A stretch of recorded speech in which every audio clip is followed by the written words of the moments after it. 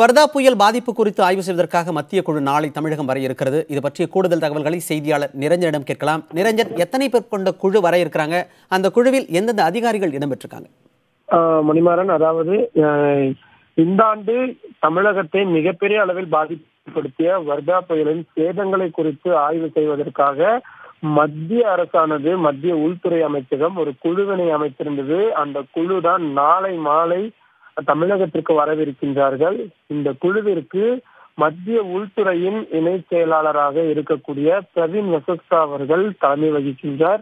அதே போல மத்திய அரசின் மற்ற அமைச்சகங்கள், முக்கியமாக விவசாயத்துறையைச் சேர்ந்த மனோஜ் சரண் என்ற ஒரு அதிகாரியும், நிதித்துறையைச் சேர்ந்த ஆர்பி கவுல் அவரும், நீர்வளத்துறையைச் சேர்ந்த கே நாராயணன் ரெட்டி, சுகாதாரத்துறையைச் சேர்ந்த ரோஷினி அத்தூர், மின்சாரத்துறையைச் சேர்ந்த சுமித் குமார், சாலைகள் மற்றும் போக்குவரத்து துறை அமைச்சகத்தை சார்ந்த DS அரவிந்தன் மற்றும் ரூரல் டெவலப்மெண்ட்டை சேர்ந்த SB திவாரி மற்றும் வாட்டர் கமிஷன் என்று சொல்வார்கள், மத்திய நீர்வள ஆணையத்தை சேர்ந்த அழகேசன் ஆகியோர் தான் இந்த குழுவில் இடம்பெற்றிருக்கின்றார்கள்.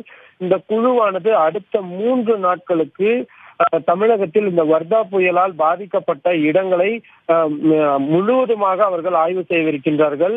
நாளைய தினம் முதலாக அவர்கள் தமிழக முதல்வர் O பன்னீர்செல்வத்தை சந்தித்து தங்களது குழு வந்திருப்பதற்கான நோக்கம் என்ன, எங்கெங்கெல்லாம் ஆய்வு நடத்த போகிறோம் உள்ளிட்ட, என்னென்ன மாதிரியான ஆய்வு நடத்த போகிறோம் உள்ளிட்ட விவரங்களை அவர்கள் தெரிவிக்கவிருக்கின்றார்கள். அதன் பிறகு தற்பொழுது மத்திய அரசின் சார்பாக வந்துள்ள இதே துறையை சேர்ந்த, தமிழகத்தில் இருக்கக்கூடிய துறையை சேர்ந்த மூத்த அதிகாரிகள் மற்றும் அமைச்சர்களுடன் சேர்ந்து கள பணிகளாகத்தான் இந்த ஆய்வுகளானது நடத்தப்படவிருக்கின்றது. பின்னர் இந்த ஆய்வுகள் அனைத்தும் ஒரு முழுமையான அறிக்கையாக தயார் செய்யப்பட்டு சேதங்களின் மதிப்புகளும் கணக்கெடுக்கப்பட்டு அது மத்திய அரசிடம் ஒப்படைக்கப்படும்.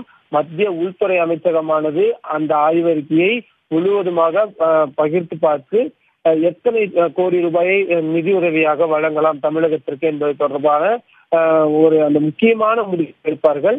ஏற்கனவே தமிழக அரசின் சார்பாக இந்த வர்தா புயலினால் பாதிக்கப்பட்டிருப்பதற்கு 22,500 கோடி ரூபாய் மேல் தற்பொழுது நிதி வேண்டும் என்று கோரியிருந்தார்கள்.